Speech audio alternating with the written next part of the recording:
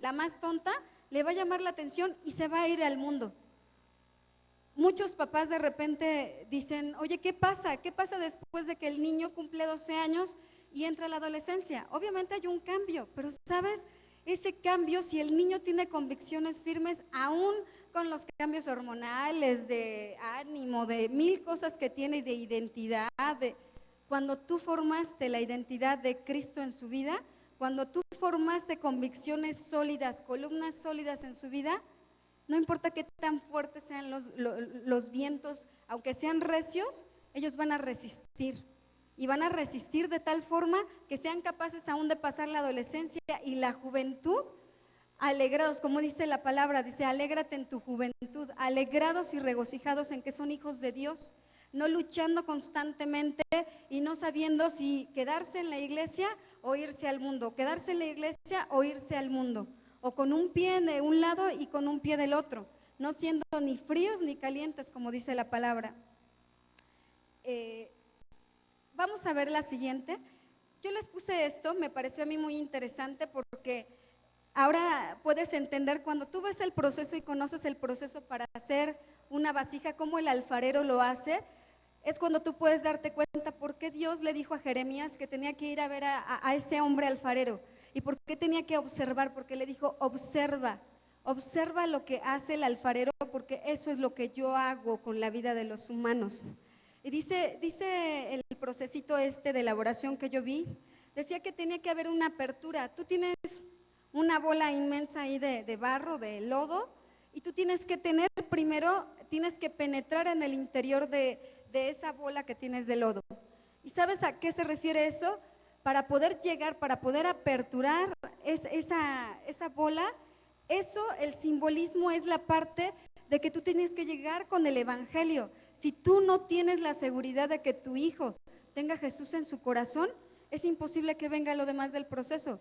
Tiene que venir lo primero es el Señor penetrando su corazón, entrando a su vida, entrando a través de la salvación que solo Jesús da, es como tú vas a poder llegar a formar esas convicciones y hacer todo lo demás del trabajo.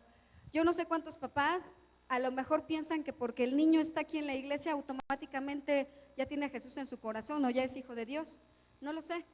Pero sabes, yo te pido que tú vayas y confirmes, hijo mío, tú tienes a Jesús en tu corazón, tú estás convencido, porque si solo tú le preguntas, hijo, tú tienes a Jesús en tu corazón, el niño te va a decir que sí, pero tú te tienes que asegurar que ese niño realmente esté convencido de lo que le estás hablando, que entienda el significado de la muerte de Jesús por él, que entienda que aún él tiene pecado delante de Dios, que aún él necesita la salvación. Tienes que hacerlo consciente para poder comenzar a abrir ese espacio a través de la salvación de Jesús. Dice que el segundo paso se llama suelos y se refiere a que tienes que hacer una base en el interior. Si no hay una base en el interior, no puedes partir de nada. Y es lo mismo que tú y yo como papás tenemos que hacer. Tú tienes que formar esa base, es el cimiento, es el conocimiento de la palabra de Dios. Tú estás realmente enseñando la palabra de Dios a tu hijo, te encargas de platicar con él, de enseñarle, de orar con él, de hacer tus devocionales diarios. En verdad, papá, eso es una cosa bien complicada para nosotros. La parte del devocional, muy pocos papás son los que los están llevando a cabo. El devocional no es sentarte en el desayuno con él y decirle, bueno, vamos a orar, hijito, y vamos a orar por todo el día y vámonos. Y a la carrera, no, es darte un tiempo para leer con él la palabra, una parte de la escritura, explicarle, sacar una enseñanza, sacar una aplicación para su vida. Y sin embargo, muy pocos niños lo están teniendo. Yo sé y entiendo que hay una vida ajetreada, que hay una vida complicada hoy en día, pero ¿sabes una cosa?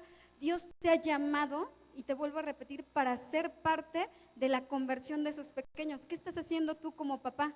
¿Realmente lo estás haciendo? ¿Estás formando esos suelos, ese cimiento que va desde abajo? Porque déjame decirte que si no estamos formando el cimiento, podemos seguir formando hacia arriba, pero hacia arriba tarde o temprano, si el suelo no está firme, se va a caer, hermano, se va a caer, se va a deshacer, se va a tener que volver a hacer. Y creo que es importante, como dice la palabra, dice que Dios te pide y te demanda excelencia aún como papá. ¿Estás siendo excelente como papá? No me refiero a la excelencia en el trabajo, como papá estás siendo excelente porque es uno de tus primeros mandatos y llamados. ¿Estás siendo excelente como papá? ¿Estás cimentando la palabra de Dios?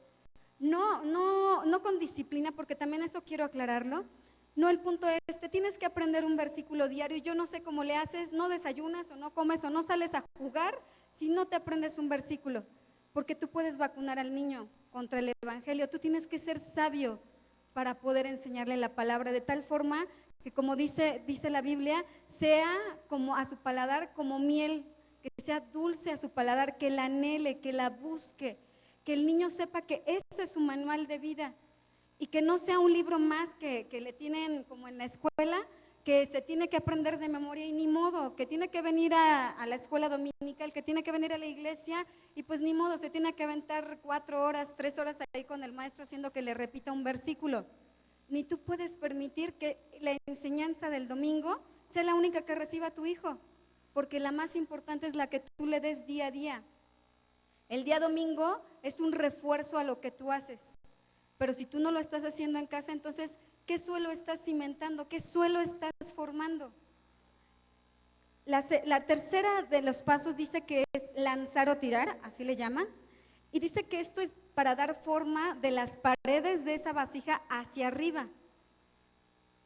Aquí hay algo importante, hermano, porque esas paredes hacia arriba, que aparentemente ya es una construcción de algo, es la parte de la congruencia, porque dice que las paredes tienen que estar homogéneas, no tienen que estar heterogéneas, es decir, tienen que estar iguales. Si alguna de las paredes es dispareja, se va a caer. Entonces tiene que haber congruencia. El niño tiene que saber que la palabra de Dios no solamente es para que esté aquí en la mente, es para que esté en el corazón y la pueda aplicar a su vida. Si yo le hablo de obediencia en un versículo, no es solamente para que lo tenga en la mente, es para que él sepa que lo tiene que llevar a su vida y aplicarlo en todas las situaciones. Lo mismo pasa con tu vida. Papá, ¿estás siendo congruente con tu vida? Tu vida es un reflejo de si está la gloria de Dios o no en tu vida. Tu vida, tu testimonio, tus actitudes, tu comportamiento, le dicen mucho al niño para seguir formando esas paredes. Aquí ya no estamos hablando del conocimiento de Dios, estamos hablando de la aplicación de la palabra. ¿Tú aplicas la palabra de Dios, papá? ¿Realmente la aplicas en tu vida? De tal forma que ese niño vea que esa palabra sí es capaz de llevarse a cabo en su vida cotidiana. ¿Sí la llevas a cabo? ¿Eres congruente con lo que dices y con lo que haces? De tal forma que ese niño diga, sí se puede. Si dice la palabra que tengo que ser obediente a pesar de cualquier cosa, sí se puede. Si dice la palabra que yo soy un niño victorioso, dice que sí se puede, o tienes palabras de derrota. ¿Qué clase de mensaje tú le transmites a tu hijo con tus actitudes, con tu comportamiento, con tu trato hacia tu esposa, con tu trato hacia las personas en general? Aun cuando manejas, en verdad, el trato que tú, el testimonio que tú le das a tu hijo, es un testimonio basado en la palabra y en el conocimiento de Dios, o solamente venimos y somos una parte aquí y otra parte de nuestra casa, muy diferente. El cuarto paso y el último se refiere al recorte o giro. Y aquí nos dice que esto significa eliminar todo aquello que estorbe al propósito de Dios, es decir, es eliminar toda la arcilla que le sobra a la vasija, que ya no tiene que estar ahí, y ese es el proceso de perfeccionamiento. ¿Sabes? Estos pasos no se terminan en tu vida, ni en la mía, ni en la del pequeño. Estos pasos van toda la vida y sabemos que día a día Dios nos va perfeccionando. Pero hoy en día, ¿qué estás haciendo para que tu niño elimine todas las conductas que no tiene que tener, todas las actitudes que aún a su edad no tiene que tener? De verdad, papás, tenemos de repente pequeñitos que a su corta edad manipulan a los papás, bueno, de una manera que parece que son niños de 20 años, pensaríamos, ¿sabes? Nunca debes de minimizar la inteligencia de un niño. Yo no sé si tú en este tiempo has minimizado la importancia que tienen